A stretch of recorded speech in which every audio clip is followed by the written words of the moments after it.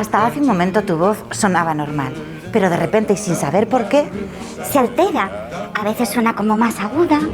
Otras más graves. Vamos, que pierde el control. Y encima con la mascarilla crees que tienes que forzar todavía más la voz. ¿Sabes por qué se provocan esos problemas de voz?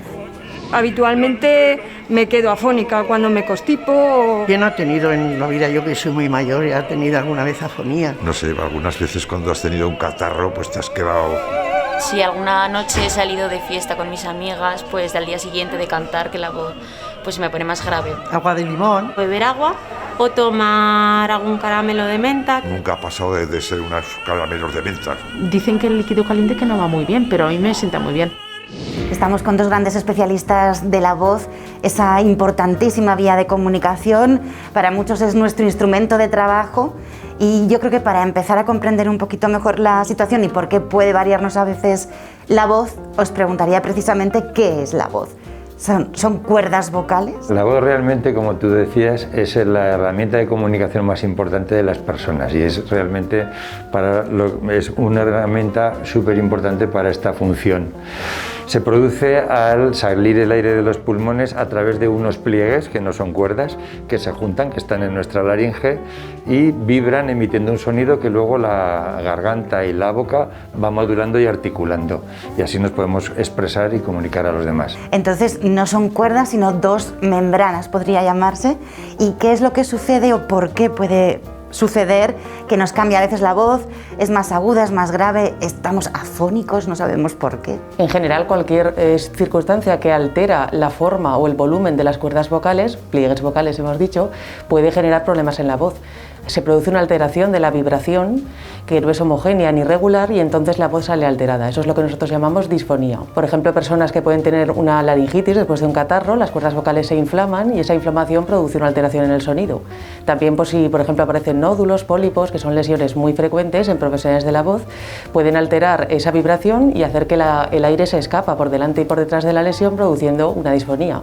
Y luego también puede ser un signo de alarma importante porque a veces es la primera manifestación de un cáncer de laringe. Y cuando dices disfonía es como que no suena al final de las palabras, suena diferente, ¿no? Exacto, hay cambios en la voz, puede ser ronquera, puede ser una voz más grave, más fina. Cuando estamos más acatarrados la voz se hace grave porque las cuerdas vocales se inflaman.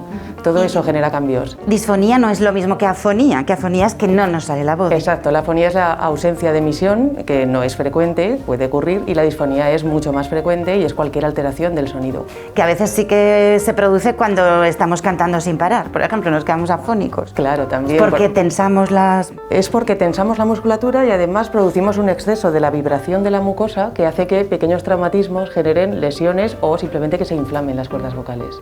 ¿Y cuando estamos nerviosos o enfadados, nos puede cambiar también el tono de la voz? Sí, las emociones influyen en la emisión vocal, por eso a veces es muy importante controlar esas emociones a la hora de emitir la voz si no queremos problemas. Entonces, ¿qué tenemos que hacer para tener un buen estado de salud de la voz? ¿Higiene bucal? ¿Puede vocal?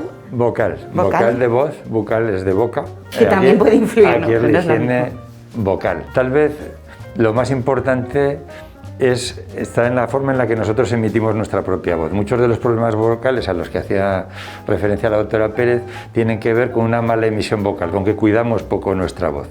Esto pasa en personas que hablan muy rápido o personas que fuerzan mucho la voz hablando fuerte.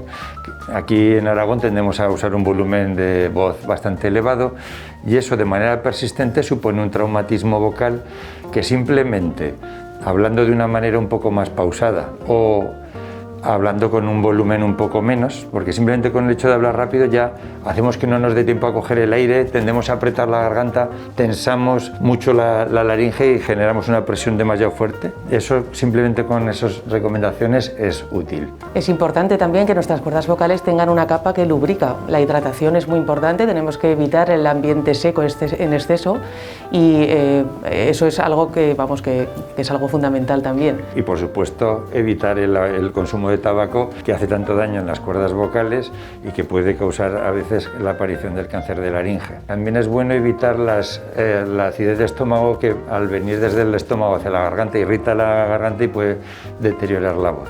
Tratando de prevenir el reflujo con no echarse después de comer y con evitando algunos alimentos